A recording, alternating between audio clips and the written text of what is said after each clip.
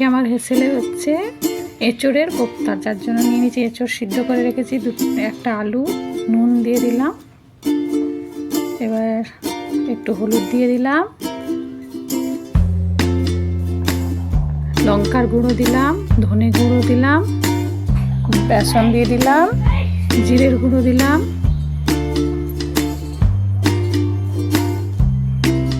রসুন বাটা দিলাম,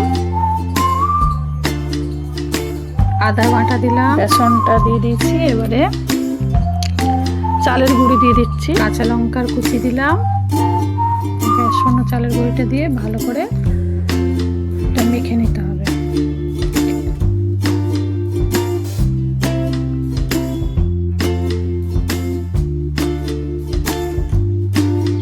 একটু গরম মশলা দিলাম,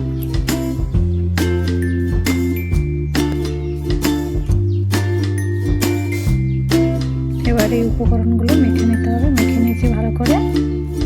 এবার হাতে একটু তেল গুলিয়ে নিয়ে এমনি গোল গোল করে বলের আকারে একটা শেপ করে নিলাম।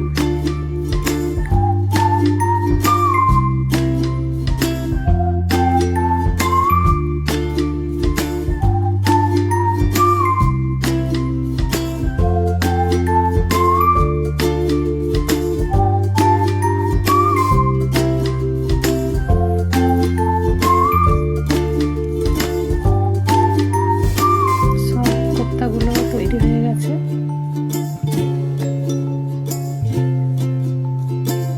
এবার কড়াইটা গরম হতে দিয়েছি, কড়াইয়ের মধ্যে তেল দিয়ে দিয়েছি,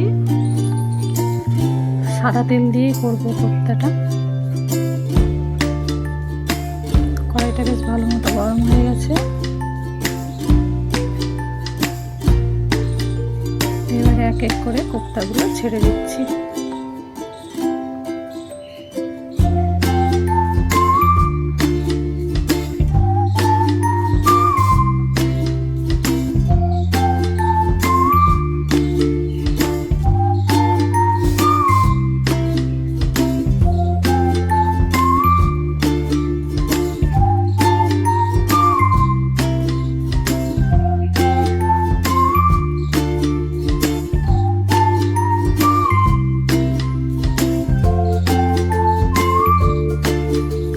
এক পাশটা কোপ্তাটা হয়ে এসছে, এবারে উল্টিয়ে নিচ্ছি।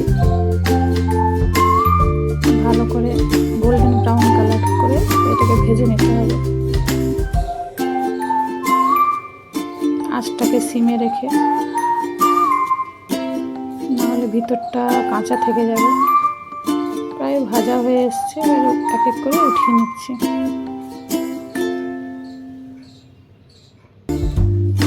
এবার যে তেলটা ছিল ওর মধ্যে একটু অল্প চিনি দিলাম রং হওয়ার জন্য, আর গোটা গরম মশলা দিয়েছি, কিন্তু ওটা দেখা যায়নি, স্কিপ হয়ে গেছে কোনো কারণে। পেঁয়াজ কুচি দিলাম,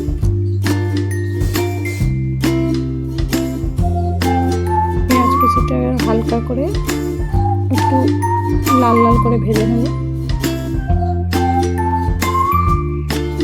এবারে নুন দিয়ে দিলাম, পেঁয়াজটা একটু নরম হয়ে যাবে।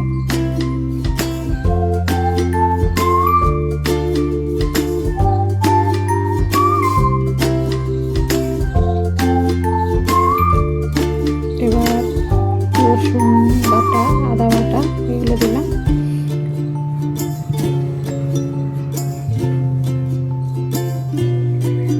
ভালো করে কষিয়ে নিতে হবে। এবার গুঁড়ো মশলাগুলো পরপর দিচ্ছি, লঙ্কা গুঁড়ো,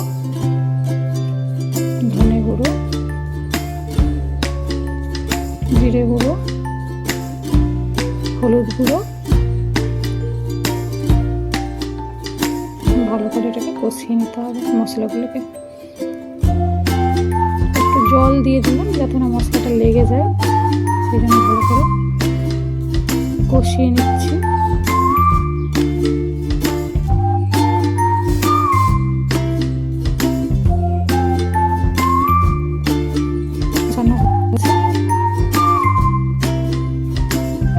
এবারে কিছুটা টক দই দিয়ে দিলাম।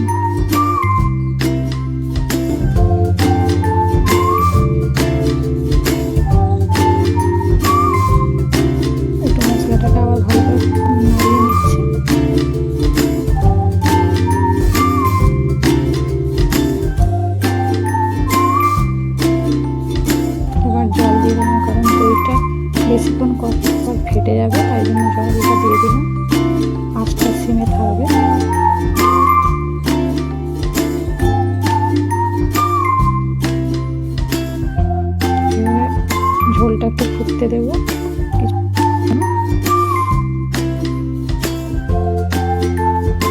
ফুটতে এবারে এগুলো সব দিয়ে দেবো।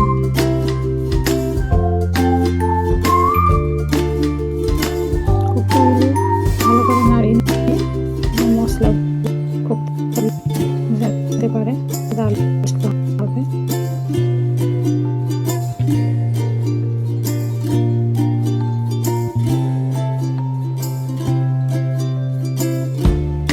একটু দিলাম, কোপ্তা রেডি হয়ে গেছে। গরম